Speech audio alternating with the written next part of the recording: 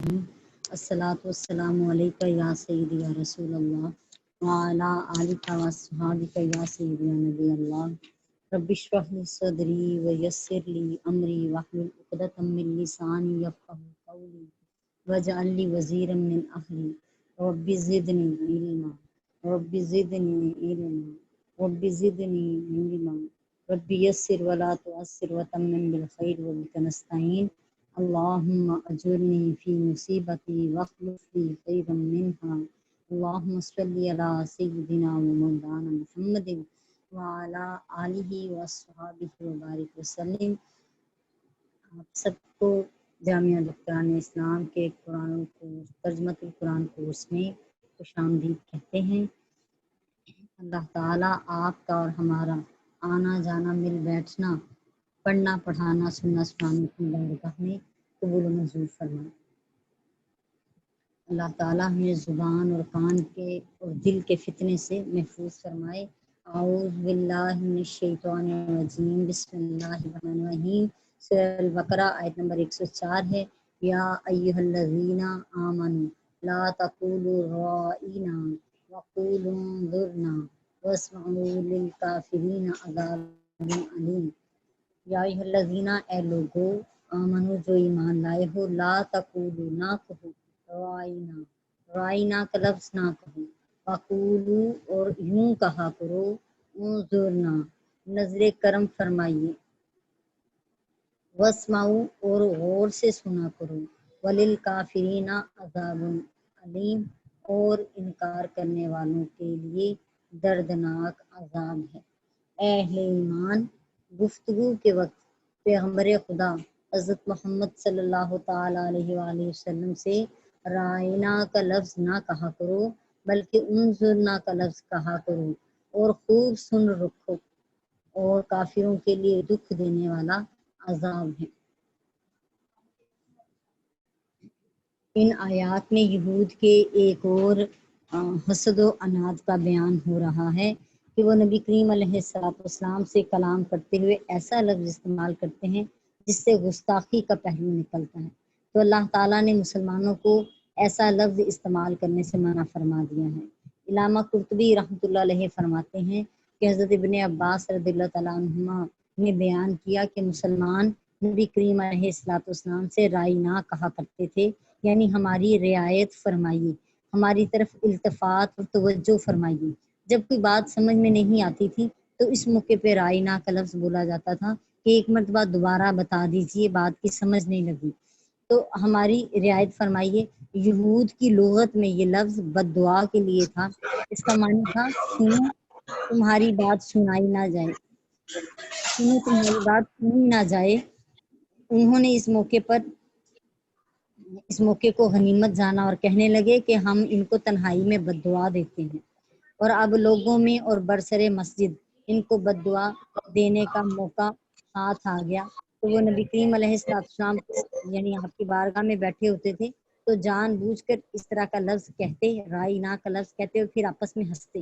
حضرت سعد بن معاذ رضی اللہ تعالیٰ عنہ کو یہود کی لغت کا علم تھا، انہوں نے جب ان سے یہ لفظ سنا تو انہوں نے کہا تم پر اللہ کی لعنت ہو، اگر میں نے آئندہ تم کو نبی کریم علیہ السلام کے ساتھ یہ لفظ کہتے ہوئے سنا تو میں تمہاری گردن اڑا دوں گا۔ یہود نے کہا کیا تم لوگ یہ لفظ نہیں کہتے؟ اس موقع پر یہ آیہ کریمہ نازل ہوئی اور مسلمانوں سے کہا گیا کہ ایسا لفظ جو کسی اور زبان میں کوئی اور معنی رکھتا ہے اور وہ معنی گستاخی کے معنی میں آتا ہے، تو میرے نبی کے لیے کسی اور زبان میں بولا گیا بھی لفظ جو ہے وہ مت کہو، ایسا لفظ ان کے لیے نہ کہو جو ان کے شایان شان نہ ہو، بلکہ ان نہ کا لفظ کرو کہ نظر کرم فرمائیے ہم پر اور ہم پر مہربانی فرمائیے، تاکہ یہود کو یہ موقع نہ ملے کہ وہ صحیح لفظ کو غلط معنی کے ساتھ استعمال کر رہے ہیں۔ پہلے ہی نبی کریم علیہ السلام کی بات غور سے سن لیا کرو۔ واسمعوا کا لفظ استعمال کیا گیا کہ جب وہ ایک مرتبہ بات بتا رہے ہوتے ہیں تو اس وقت ہی غور سے سن لیا کرو تاکہ یہ نوبت ہی نہ آئے۔ قرآن مجید میں ایک اور جگہ پر بھی رائنا لفظ کہنے سے منع کیا گیا، سورہ النساء ہے جس کی آیت نمبر 46 ہے 46، جس کا ترجمہ یہ ہے کہ بعض یہود اللہ کے کلمات کو اس کے سیاق اور سباق سے بدل دیتے ہیں اور کہتے ہیں ہم نے سنا اور ہم نے نافرمانی کی، اور آپ سے کہتے ہیں سنیے، اس حال میں کہ آپ کی بات نہ سنی گئی ہو، اور دین میں طعن کرنے کے لیے اپنی زبان کو موڑ کر رائی نہ کہتے ہیں، یعنی آئین کو تھوڑا کھینچ کر ادا کرتے تھے، جس کا معنی ان کی زبان میں کوئی گالی تھی۔ اور اگر وہ یہ کہتے کہ ہم نے سنا اور ہم نے اطاعت کی، اور آپ ہماری بات سنیں اور ہم پر نظر کرم فرمائیں، تو یہ ان کے حق میں زیادہ اچھا ہوتا اور وہ درست ہوتا، لیکن اللہ تعالیٰ نے ان کے کفر کی وجہ سے ان پر لعنت فرما دی، تو صرف تھوڑے لوگ ہی ہیں جو ایمان لانے والے ہیں۔ امام ابن جریر نے ابن زید سے روایت کیا ہے کہ وہ زبان مروڑ کر، اپنی زبان کو موڑ کر رائنا کی جگہ رائن کہتے تھے، اور رائن کے معنی خطا ہے، اور اس لفظ میں تحریف کر کے آپ کو خطا کرنے والا کہا کرتے تھے۔ اللہ تعالیٰ نے ان پر لعنت فرمائی، اور ان کا سد باب کرنے کے لیے، اس چیز کو روکنے کے لیے مسلمانوں کو یہ لفظ کہنے سے ہی منع فرما دیا گیا کہ ایسا لفظ ہی ان کی شان میں نہ کہا جائے جس کا کسی اور زبان میں کوئی اس طرح کا معنی بنتا ہو۔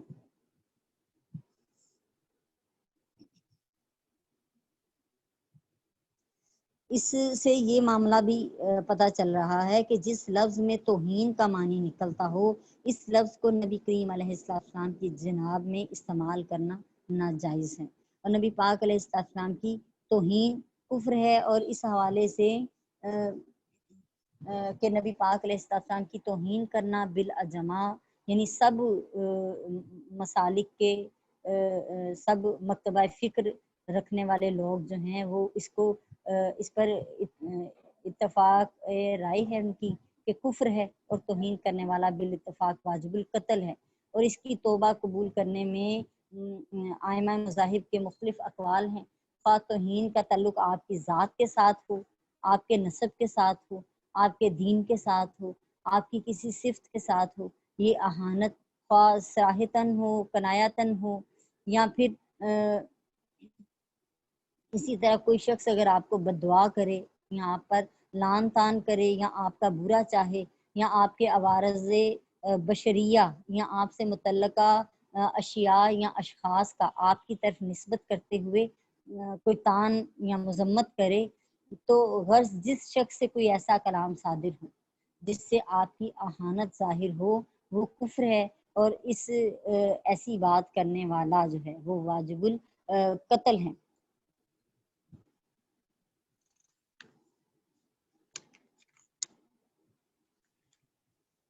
ما یود الذین کفروا،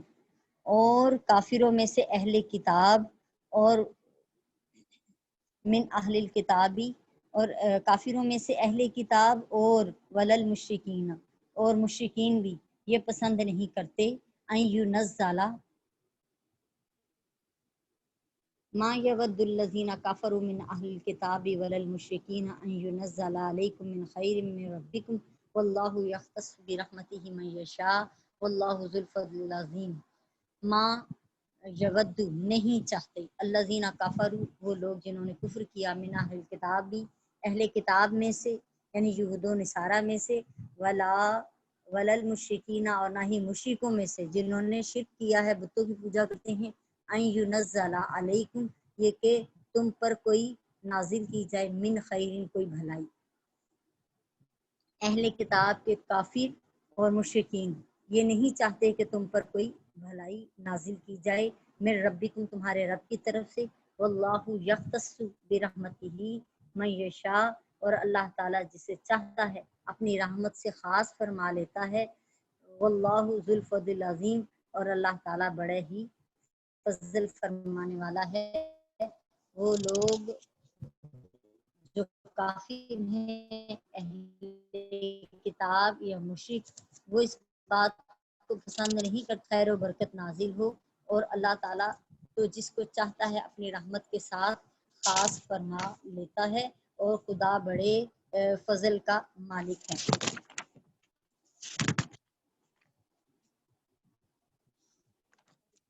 تو یہاں پہ جو اللہ تعالیٰ کا فضل ہے مسلمانوں پہ کہ نبی پاک علیہ الصلوۃ والسلام کو اپنے محبوب کو انہوں نے ہمارا نبی بنایا، اور اس کا احسان بھی اللہ تعالیٰ نے قرآن پاک میں ایک جگہ پہ جتایا کہ مسلمانوں پر اللہ کا کس قدر احسان ہے کہ انہی میں سے اپنا نبی بھیجا جو ان پر اللہ کی آیتیں تلاوت فرماتے ہیں۔ تو واللہ یختص برحمتہ من یشاء، کہ کافروں کے چاہنے پہ کچھ نہ ہوگا، مشرکین کے چاہنے پہ کچھ نہ ہوگا، بلکہ اللہ تعالیٰ اس چیز میں کامل قدرت رکھتا ہے کہ وہ اپنی رحمت کو جس پر چاہے خاص فرما لے۔ اللہ تعالیٰ اپنے بندوں کو چن لیتا ہے اور چن کر ان پر انہیں اپنی ڈیوٹی میں لگا دیتا ہے، ان پر اپنی خاص رحمت فرماتا ہے، اپنی حفاظت میں انہیں رکھتا ہے اور ان سے اپنے دین کی خدمت لیتا ہے۔ واللہ ذو الفضل العظیم، اور اللہ تعالیٰ بڑے فضل والا ہے۔ ما ننسخ من آیت او ننسیها نأتی بخیر منها او مثلها الم تعلم ان اللہ علی کل شیء قدیر۔ اور ما ننسخ، جو بھی ہم منسوخ کرتے ہیں، من آیات، کوئی آیت، او ننسیها، یا اسے بھلا دیتے ہیں، چھوڑ دیتے ہیں، نأتی بخیر، لے آتے ہیں ہم اس سے بہتر، منہا، اس سے، اس آیت سے یا اس حکم سے بہتر آیت لے آتے ہیں، او مثلہا، یا اسی جیسا اور حکم لے آتے ہیں۔ علم تعلم، کیا تم نہیں جانتے، ان اللہ علی کل شیء قدیر، بے شک اللہ تعالیٰ تو ہر چیز پر قادر ہے۔ یہود مسلمانوں سے حسد اور بغض رکھتے تھے اور ان پر اعتراض کرتے تھے اور دین اسلام میں طعن کرنے کا کوئی موقع ہاتھ سے نہیں جانے دیتے تھے۔ جب اللہ تعالیٰ نے مسلمانوں کا قبلہ بدلا اور مسلمان مسجد اقصیٰ کی بجائے مسجد الحرام کی طرف منہ کر کے نماز پڑھنے لگے، تو یہود نے کہا کہ حضرت محمد صلی اللہ علیہ وآلہ وسلم اپنے اصحاب کو پہلے ایک حکم دیتے ہیں پھر اس سے منع کر دیتے ہیں، سو یہ قرآن انہی کا بنایا ہوا ہے، اس لیے اس کے احکام متضاد ہیں، الگ الگ معنی رکھتے ہیں۔ تب اللہ تعالیٰ نے یہ آیت کریمہ نازل کی کہ ہم جس آیت کو منسوخ کر دیتے ہیں تو اس سے بہترین اس جیسی دوسری آیت لے آتے ہیں۔ نسخ کرنے کے یہاں دو معنی ہیں، ایک معنی ہے جی لکھنا اور نقل کرنا، اور دوسرا معنی اس کا ہے کسی بات کو کسی چیز کو باطل یا زائل کر دینا۔ اس کی بھی آگے سے دو قسمیں ہیں کہ کسی چیز کو زائل کر کے دوسری چیز کو اس کی جگہ پر لے آنا، اور کسی چیز کا قائم مقام یعنی کسی دوسری چیز کو اس کی جگہ لائے بغیر ہی اس کو ختم کر دینا۔ اس سے جو یہودی تھے انہوں نے نسخ کا انکار کیا، اور اس کے خلاف یہ دلیل ہے کہ تورات میں مذکور حضرت نوح علیہ السلام کی شریعت میں خون کے سوا ہر چیز حلال تھی۔ پھر حضرت موسیٰ علیہ السلام نے بہت سارے جانوروں کو حرام فرما دیا، اور حضرت آدم علیہ السلام کی شریعت میں بہن بھائی کا نکاح جائز تھا، اور حضرت موسیٰ علیہ السلام کی شریعت میں اللہ نے اس کو حرام قرار دے دیا۔ پھر پہلے ابراہیم علیہ السلام کو حکم دیا کہ اپنے بیٹے کو ذبح کریں، پھر اللہ تعالیٰ نے اس حکم کو منسوخ فرما دیا، اور پہلے حضرت موسیٰ علیہ السلام کو حکم دیا کہ بچڑے کی پرستش کرنے والوں کو قتل کریں، اور 70,000 اسرائیلیوں کے قتل کے بعد اس حکم کو منسوخ کر دیا گیا۔ یہ ایک عبارت ہے جس کو دوسری عبارت سے بدل دیا گیا ہے، اس میں کوئی نہ کوئی مصلحت ہوتی ہے اور کسی حکم کا اظہار ہوتا ہے۔ جیسے عرب میں رواج تھا شراب پینے کا، اور لوگ مٹکے بھر بھر کے شراب پیا کرتے تھے، تو حکم آیا کہ جس وقت میں نماز کا وقت ہو تو نماز کے وقت کے شراب مت پیو، یعنی نشے کے قریب مت جاؤ جس وقت میں نماز پڑھنی ہے۔ لیکن اس کے بعد ایک وقت یہ بھی آیا کہ اس میں شراب بالکل حرام قرار دے دی گئی اور اس کا پینا بھی جو ہے منع فرما دیا گیا۔ تو یہ قرآن پاک کا اسلوب بیاں ہے، حکمت ہے اس میں کہ وہ چیز جس کی عادت پڑی ہے قوم کو، پہلے آہستہ آہستہ 5 وقت میں اس شراب کی جو ہے